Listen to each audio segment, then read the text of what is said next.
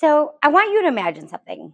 I want you to imagine that I picked you up and I dropped you in Morocco or Zimbabwe. How would you feel in general, right?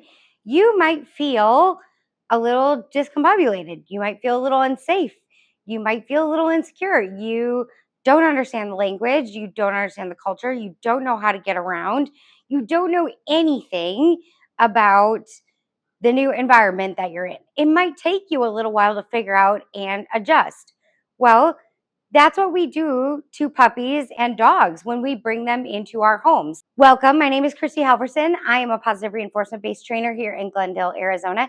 And I am here to talk about decompression in dogs and puppies and why it is so important, what you need to look for, and what are the things that you can do both during and after decompression to set you up for success.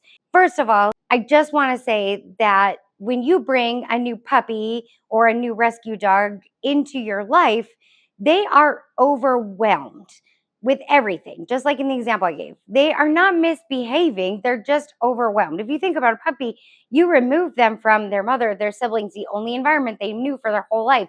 Suddenly they're in a new environment with new people, a new schedule, a new routine, and they have to adjust.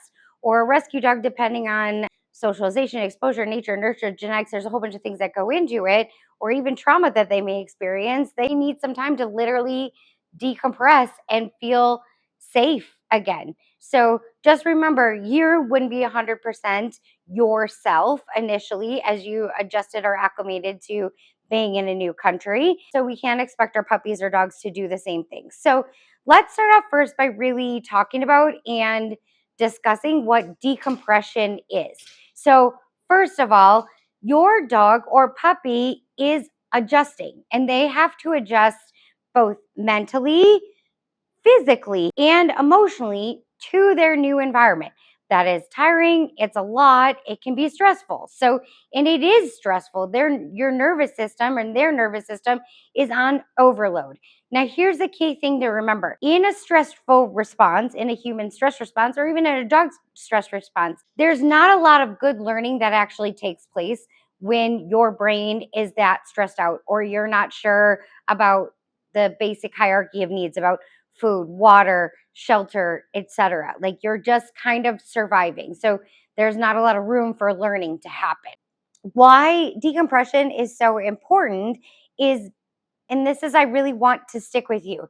In the beginning, while your puppy or dog is decompressing, you're not seeing your dog's true personality. You are seeing their stress response. And that is really important. A lot of times I see people go to shelters and they're like, we picked out this dog because it was so quiet, it was so meek, it was so timid. We thought it'd be a great companion. The dog decompresses, is a complete crazy maniac nut job, right? And they're like, I don't know what happened. He was so quiet. The dog was in shutdown. The dog was so stressed out, he couldn't process the environment and was just in shutdown mode. That is not your dog's true personality. Two, we want to make sure that we are not adding any extra stress or triggers in the environment because that will only increase the dog or puppy's anxiety. A lot of time we get a new puppy, we get a new rescue dog, and we're like, I want you to meet my family. I want you to meet my friends. Let's go for walks. Let's go for outings. Let's do all of this stuff. If the dog is already shut down and in a stress response, it is not going to be able to take anything positive out of those interactions or environments because it is so stressed out and it's not processing learning. We misread our dog's behavior early on when we bring them home. We make these assumptions and maybe we create a training plan based on those assumptions. But if the dog isn't truly decompressed, you haven't really seen its full potential yet. You could end up training something, whether it's behavior modification, leash reactivity, or even just obedience. You could end up training something that the dog didn't need or wasn't ready for. There's a lot of different things that could go wrong, but you're basically solving for something when you don't truly have the problem. So, along with decompression, I'm sure a lot of you guys have heard about it, is the rule of threes or the three rule. So, what this basically means is it takes 3 days for a puppy or a younger dog to kind of settle down from the overwhelm and the chaos in the stress. So the first 3 days you're going to see a lot of maybe shut down, a lot of sleeping, maybe not eating, super lethargic. They're just processing the environment, and they may not be, you know, super crazy. Or you might have a complete opposite sign that's still a stress sign, is like crazy hyperactivity, because the dog is so stressed out and it has so much like pent up energy from all this anxiety, just doesn't know where to go, right? So 3 days, 3 weeks. By about 3 weeks for a puppy, especially, they should start to learn your routines. They should start to settle in. They should feel a little bit more comfortable. You should see a little bit more relaxed body language. And then by 3 months, that's normally when a puppy or a dog gets a better sense of security and they are feeling more at home. Now, this timeline, at least in my history of 8 years of doing professional dog training and over 20 years in the rescue world, I would say the rule of threes is a good general guideline for puppies and younger dogs. They can normally decompress in this amount of time. I have seen for older dogs or dogs with a lot less socialization, exposure, experience, or a lot more trauma take a lot longer to decompress. So maybe a 3-year-old dog might take 6, 12, 18 months to fully decompress. Now I'm going to cover some of the things that I see are some of the biggest mistakes people make when they bring a new puppy or a new rescue dog home during this decompression period. So one, they do way too much, way too fast, right? Because remember, your dog's still in survival mode, still in a stress response. We call that flooding, right? You're flooding, you're socializing and flooding your dog. They are not going to be able to process any of those things, maybe little bits and pieces, but not as much as you'd want for them to have a positive, successful outcome in the end. So really, the most important thing when your dog is decompressing is focus on stability first before crazy amounts of exposure. Make sure your dog is out of those stress responses so that they can process those environments. And then you want to do it in really small increments. So the other thing I see a lot of people do is they begin this like super intense training regimen, which kudos for wanting to train your dog. And I'm not going to say that there's not a time and place for it. After the dog is decompressed, for sure, train your dog all you want. When they're fully decompressed, all their basic needs are met, and that you've built a solid relationship, then train away. But remember, in a stress response, you're not really capable of learning, and neither is your dog or puppy. So it might set both you up for frustration and your puppy or your dog up for frustration because they're not in the right learning headspace to even be able to perform or do any of that. And the last thing is ignoring really common stress signals. So I get it. A new puppy, super duper cute. We want to love them. We want to cuddle them. We get a new rescue dog and we feel like we can like love them to health. We can love them to be better. And we miss these very important stress signs. So what would that look like? Obviously, like avoidance is a huge one. If they don't want to be around you, they're not interacting with you, and we're continually seeking them out, you're not listening to their body language. You're not listening to what they're saying. They are trying to say, hey, I need some space. Back it up, right? Lip licking is another really common one. That is a common stress response. So pay attention to that.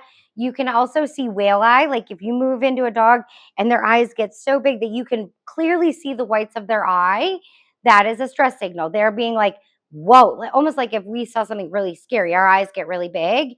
Same thing happens for a dog. The other thing is panting can be a stress signal, and pacing. This is by no means a whole list of all dog stress signs, but these are some common ones that I think you should really look out for and make sure that you're giving your dog space when they are showing these stress signs so you don't accidentally push them into a more defensive behavior or posturing. So, how do you identify when your dog is fully decompressed? This is a good one to think about because, like I said, the rule of threes is not a universal timeline. It really is going to depend on a lot of things. So, what you'll start seeing is a lot more relaxed body language, whether they're lying on the floor, whether they're even sleeping positions or lying with you, or walking around, their tail's not tucked, it's not fully up between their legs, it's more of like a neutral tail, it starts to wag. You'll also see more improved sleep duration, the length of time that they're going to sleep.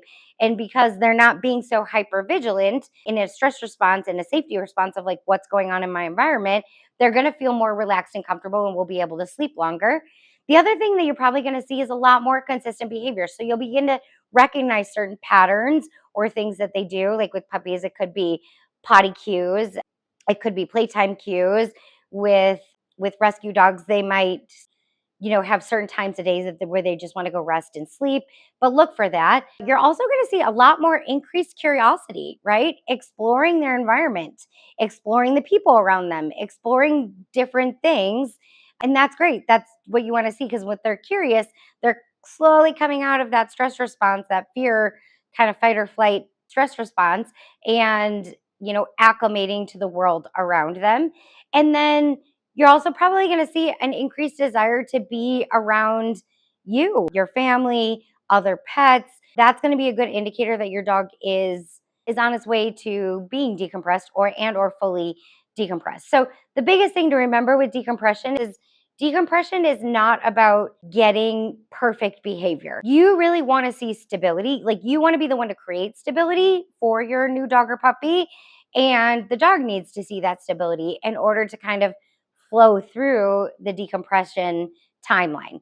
I just want you to know and think about this, like just like with a human relationship, you can't rush trust. That takes time, and it takes consistency, it takes stability. There are a lot of factors that go into building trust. So we want to make sure, just be careful about your dog's space and not overly invading it. Read their stress signals if they're giving you the warnings, and try not to smother them. Like, the biggest thing is try not to smother them. Give them time. Yes, I know we are all loving, affectionate people and we really want to love them and cuddle them and hold on to them, but they just might not be ready for that.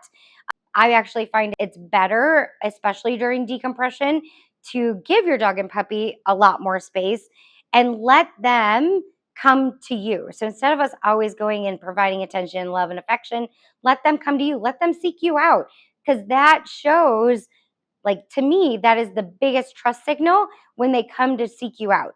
That's when you know, all right, this dog trusts me. We're okay. We can start working. So if you just got a new puppy or you got a new rescue dog and you find yourself struggling with them, with their behaviors, or they're confusing you because you thought it was their personality, but they were just really decompressing, or you bought in a new rescue dog that you're struggling with and are not sure what that decompression timeline needs to look like and how to help them work through some of those stresses, feel free to reach out to me. I train throughout the Phoenix, kind of North Central and West Valley, all using all positive reinforcement. So I hope this video was helpful in understanding decompression from a dog's perspective, and hopefully it sets you up for success with any future puppies or dogs that you bring into your life.